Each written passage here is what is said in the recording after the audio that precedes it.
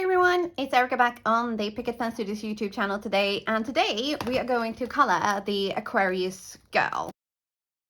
I have got my Misty loaded with some Copic friendly paper because we're going to be doing some Copic coloring today, and I've also got my black hybrid ink ready, and we are going to stamp this up. And I will probably stamp this 3 times to make sure I have a really solid image, because I like having my outlines super opaque, and well, basically if I'm using black ink, I want them to be black as night. So we are gonna do this 3 times.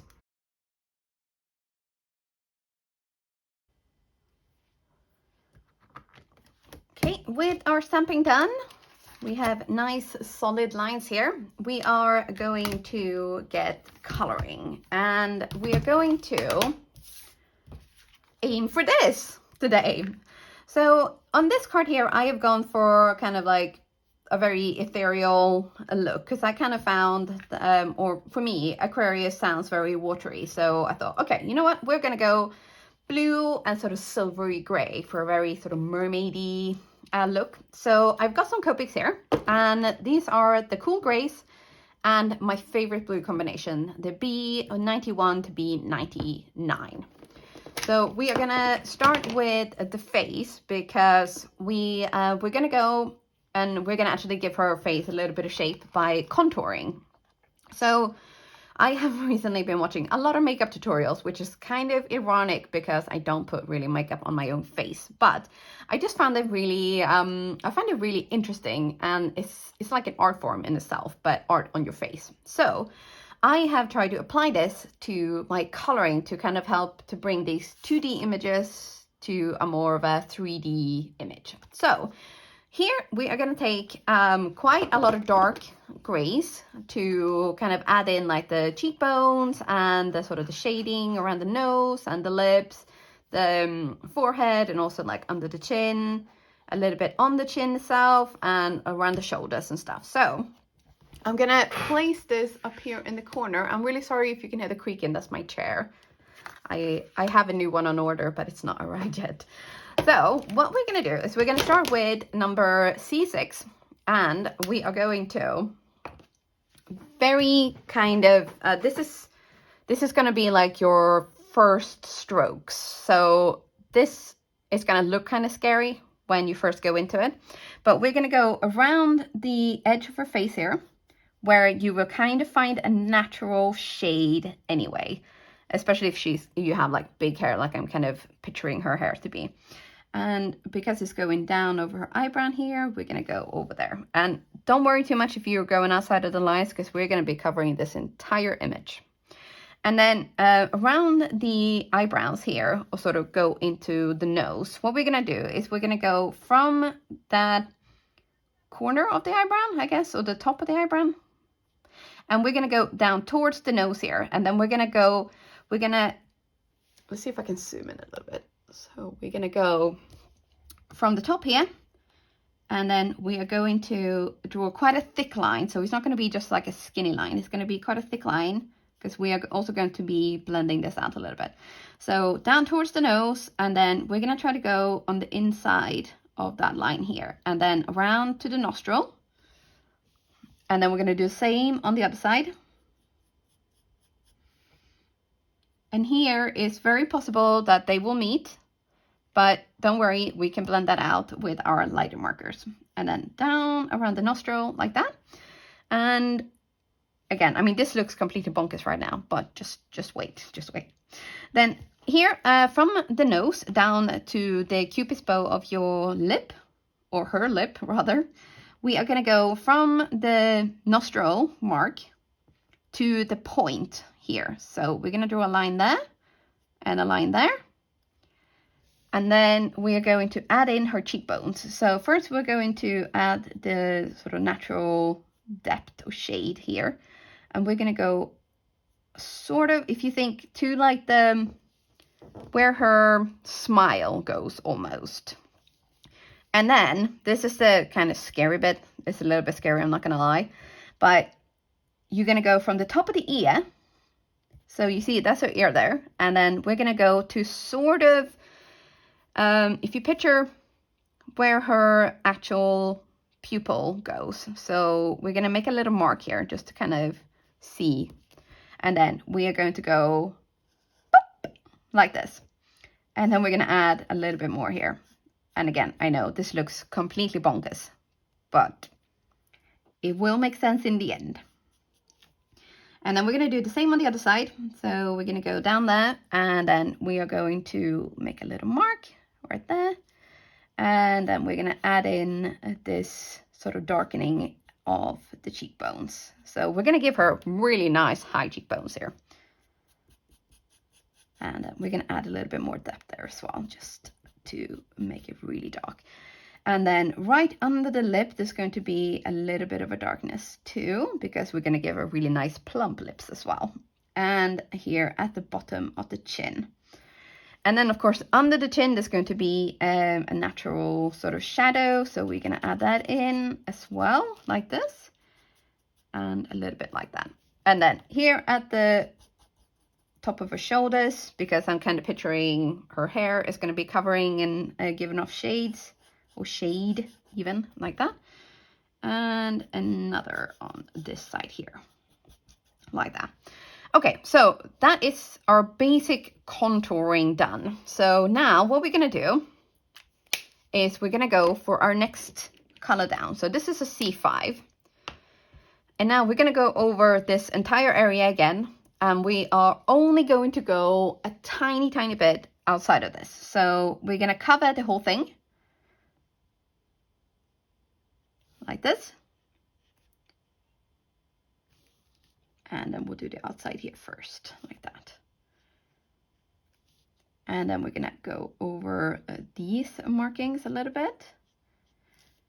And down onto the nose. And then here, what we're going to do is instead of going over these lines, we're going to do a little bit on this side and a little bit on that side. A little bit on this side, a little bit on that side. Just make sure it goes all the way down onto the lip. And again, it looks really bad right now. But it will work out in the end. And then over the cheekbone contour, what we're going to do is we're going to go slightly further towards the nose. And up again. And then down a little bit on that side. So here, we're going to do the same thing. So we're going to go over, a little bit past, and then up, but under on this side here. Like that. And then a little bit on the lip here. And the chin. Now on these shadows here, what I'll usually do is I will go over this and I will just draw down and go over a little bit like this. Because these are all going to get blended out when we go in with our lighter colors. So it doesn't have to be perfect right now. If anything, I find that when you're not doing perfect lines and things, it will actually help with the natural sort of light bouncing off your skin, if you get what I mean. Like that. Okay. And then we're going to do this. We're going to keep going. So we're going to go for C4. And we are, again, going to go over this entire thing and a little bit more, like that. And we're going to just smooth it over a little bit, like that. And in the areas where you want darker contours, you just don't go over all of this area. But here, what we're going to do is we're going to kind of cover, we're just going to do like a V. And then we're going to go over on the other side and try to go down in the middle. Like that. And then we're going to pull this color down into the nostrils and a little bit right there and a little bit here on the side.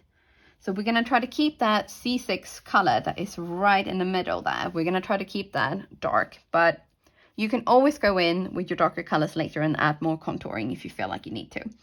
Now with the C4 or your second darkest color, we are going to go from the nose, so slightly above where the nostril is. We're going to go up and around to the eye here.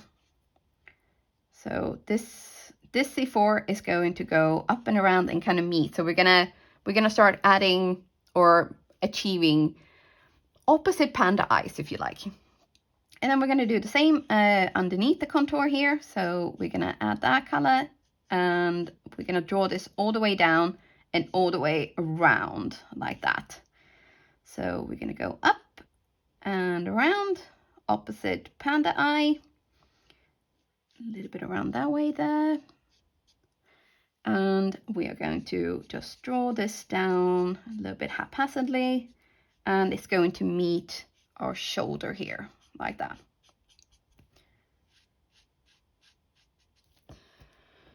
So yeah, it does not look good at the moment. However, this is where we're going to go in and we're actually going to start kind of blending and achieving more of a smoother look. So we are going to go in with our C3.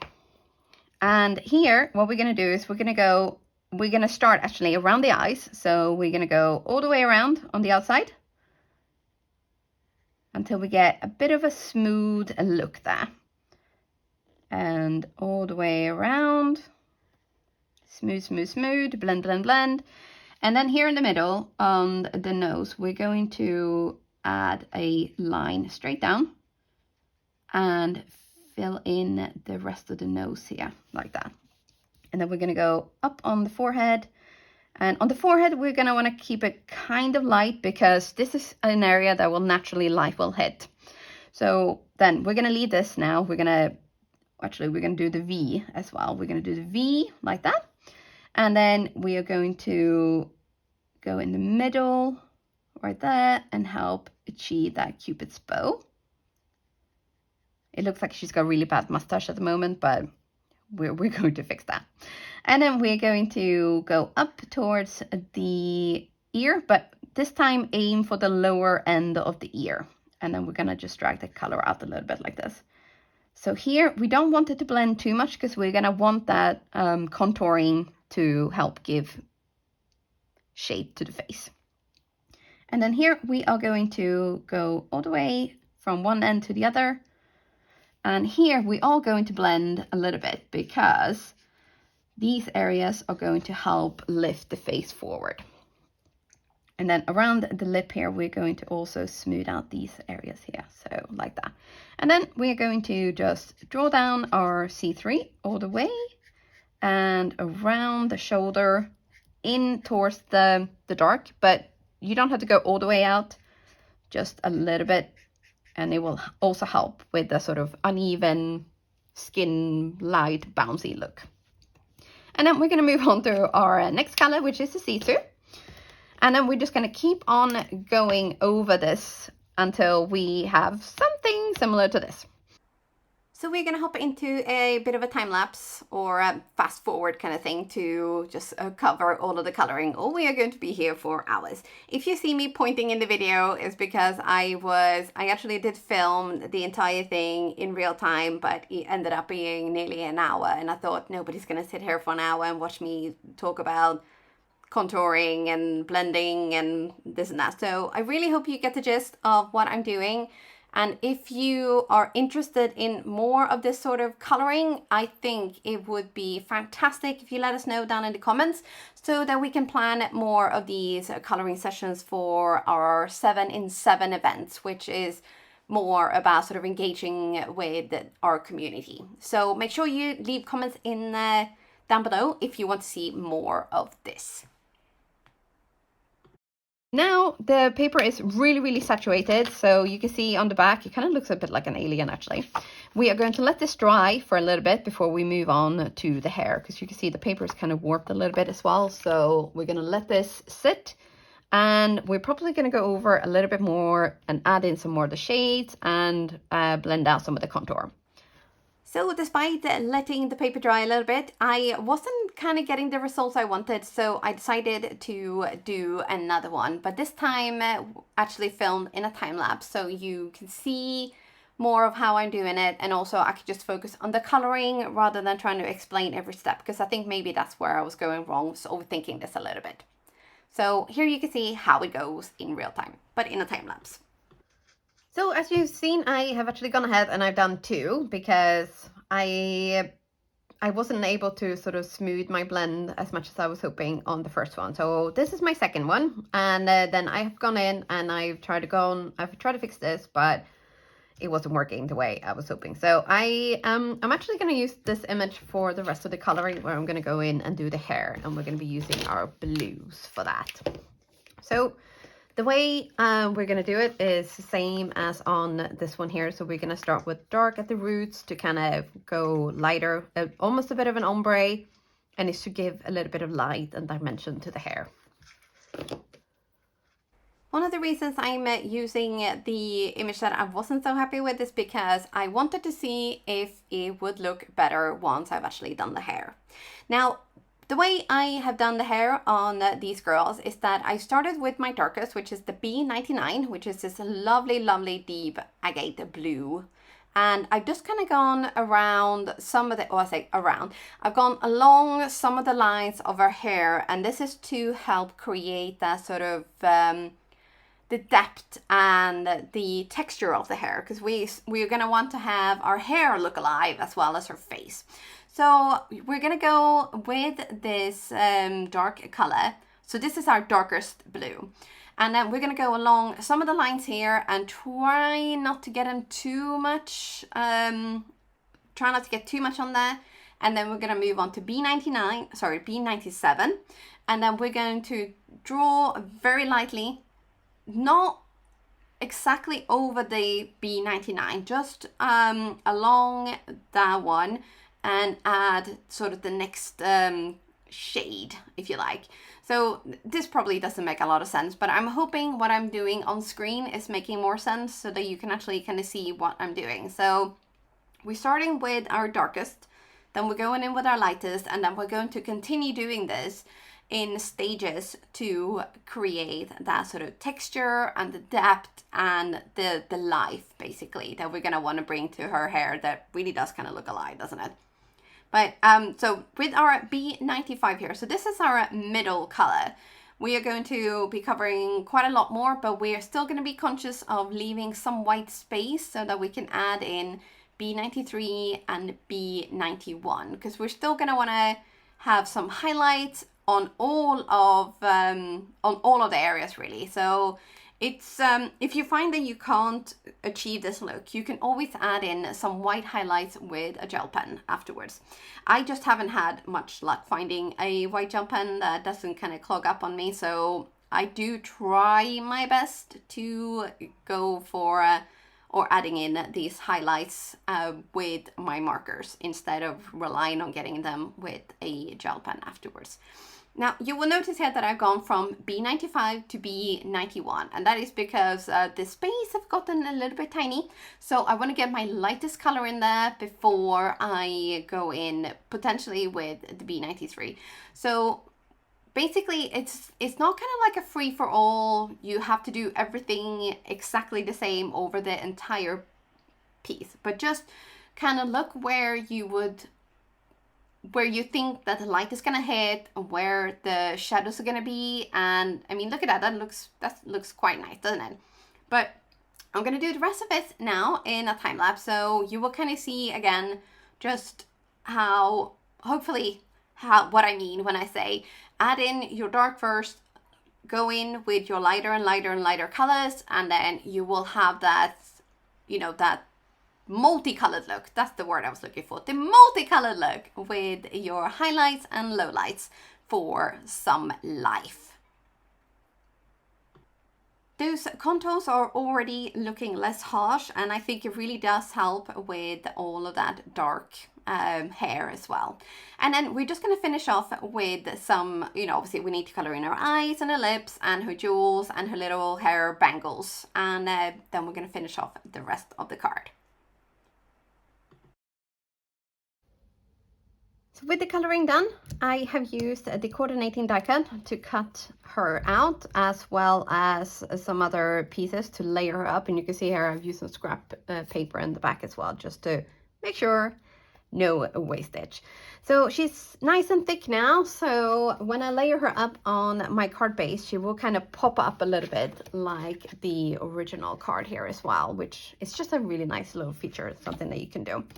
And then I have actually gone ahead and pre-prepared a background here. So this is done with some fun Distress Oxide sprays, and then I splattered some gold watercolor. This is made by mixing up some yellow daffodil or daffodil yellow and golden rose paper glaze. You make a really fine sort of liquidy liquid basically, and then you splatter that over and then you let it dry. So on this one I've used gold, but on this one I did actually use silver. So I thought it would just be nice to kind of see like the difference, and I actually think it works. So the gold actually kind of stands out a little bit more compared to the silver, but it would, yeah, I guess it would kind of make sense to have it all sort of cohesive and stuff. But what we're going to do with this is we are going to pop this onto a white card base, and because my background is slightly skinnier than my actual card base, we're going to have a nice sort of white frame around there as well. And then it's finished off with the happy birthday word topper die, and I also cut out the word Aquarius from the coordinating die cut set, and we've glued all that down to make sure that it's like in the right spot. And this is all just going to get glued down, and I think we're going to stay away from the sparkles because it's sort of sparkly enough, although maybe we give her some very sparkly earrings. What do you think? You might notice that I didn't even wait for an answer. I just kind of went ahead and I have added the bling bling to her earrings. But it's kind of like almost an invitation, isn't it? It's just perfect. And these are the new celebration gems from the November release. Well, once the sparkles dry, I'm going to glue this down properly onto the card base, and with that, I am all done. But I really hope you enjoyed this video, and we'll take some of these tips and tricks onto how to bring your faces to life. And I can highly recommend actually watching some makeup contouring videos if you really don't kind of know where to start, or if my explanations didn't make any sense. Or you could just dive in there, practice, practice, practice, and keep a track of your practice as well. So say you use the Aquarius Girl, go back and make sure you save your work, and then you go back in a month, try it again, and you color and just see how far you've come. It's quite astounding when you put the time in and the effort, and you will be amazed at what you can achieve. But with that, it's bye-bye time for me, and I really hope you enjoyed this. Don't forget to subscribe to the Picket Studios YouTube channel, hit the thumbs up button, and we'll see you soon again.